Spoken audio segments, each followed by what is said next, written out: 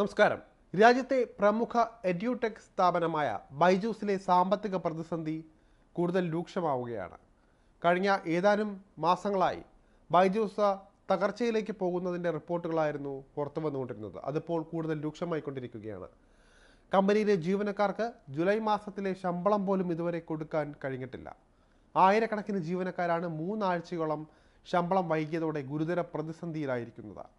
എന്നാൽ വിഷയത്തിൽ സിഇഒ ബൈജു രവീന്ദ്രൻ തന്നെ ഇപ്പോൾ ഒരു വിശദീകരണവുമായി രംഗത്ത് എത്തിയിരിക്കുകയാണ്.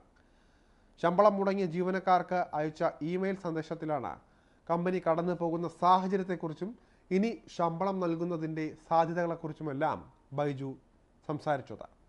വൈകാതെ തന്നെ എത്രയും പെട്ടെന്ന് ജീവനക്കാർക്ക് ശമ്പളം നൽകുമെന്നും ഇതിനായി തൻ്റെ വ്യക്തിഗത കടം എത്ര ഉയർന്നാലും അതിനെക്കുറിച്ച് ആലോചിക്കുന്നില്ല എന്നുമൊക്കെയാണ് ബൈജു രവീന്ദ്രൻ വ്യക്തമാക്കുന്നത്.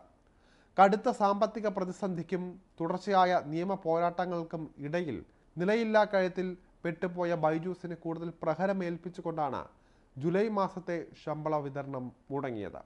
ഇതിന് പിന്നാലെയാണ് കമ്പനിയിലെ ജീവനക്കാരെ സിഇഒ തന്നെ അഭിസംബോധന ചെയ്തത്. ഇത്രയധികം പ്രശ്നങ്ങൾക്കിടയിലും ശുഭകരമായ മാറ്റങ്ങൾ ഉണ്ടാകുമെന്ന പ്രതീക്ഷ തന്നെയാണ് സിഇഒ വെച്ച് പുലർത്തുന്നത്. തൻ്റെ വ്യക്തിഗത കടം ഉയർന്നാലും മുടങ്ങിയ ശമ്പളം ഉടനടി നൽകുമെന്ന ജീവനക്കാർക്ക് അയച്ച ഇമെയിലിൽ അദ്ദേഹം വ്യക്തമാക്കിയിട്ടുണ്ട്. കൂടാതെ ശമ്പളം മുടങ്ങാനുണ്ടായ കാരണങ്ങളെക്കുറിച്ചും അദ്ദേഹം സംസാരിക്കുകയുണ്ടായി. BCCIയുമായി ബന്ധപ്പെട്ട ഒരു തർക്കത്തിന് ഒടുവിൽ കമ്പനി പാപ്പരത്ത പ്രഖ്യാപനത്തിൻ്റെ വക്കോളം എത്തിയിരുന്നു. അതുൾപ്പെടെ സൂചിപ്പിച്ചുകൊണ്ടാണ് ബൈജു രവീന്ദ്രൻ ജീവനക്കാർക്ക് സന്ദേശം അയച്ചിരിക്കുന്നത്. കേസ് തീർപ്പാക്കിയെന്നും സാമ്പത്തിക നിയന്ത്രണം വീണ്ടും ഏറ്റെടുക്കാൻ കമ്പനി ഒരുങ്ങുകയാണെന്നും അദ്ദേഹം സൂചിപ്പിക്കുന്നുണ്ടായിരുന്നു.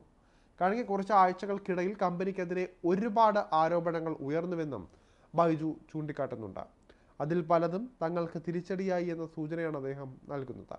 കൂടാതെ വളരെ സുതാര്യമായി തന്നെയാണ് താൻ പ്രവർത്തിക്കുന്നതെന്നും അദ്ദേഹം പറയുകയുണ്ടായി. കഴിഞ്ഞ 2 വർഷമായി ജീവനക്കാർക്ക് ശമ്പളമായി നൽകിയ ആകെ 3976 കോടി രൂപയിൽ 1600 കോടി രൂപ ബൈജു രവീന്ദ്രൻ വ്യക്തിപരമായി നൽകിയതാണെന്നും അദ്ദേഹം പറയുകയുണ്ടായി.